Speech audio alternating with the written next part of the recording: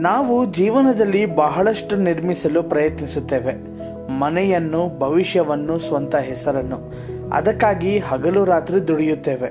ಆದರೆ ಒಂದು ಸತ್ಯ ಇದೆ, ದೇವರಿಲ್ಲದೆ ನಿರ್ಮಿಸಿದದ್ದು ಸ್ಥಿರವಾಗುವುದಿಲ್ಲ.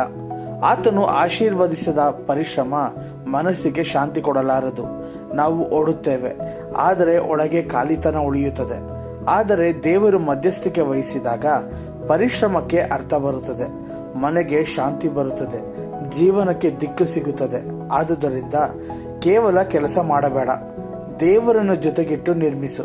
ಆಗ ನಿನ್ನ ಜೀವನ ಸ್ಥಿರವಾದ ಆಶೀರ್ವಾದವಾಗುತ್ತದೆ.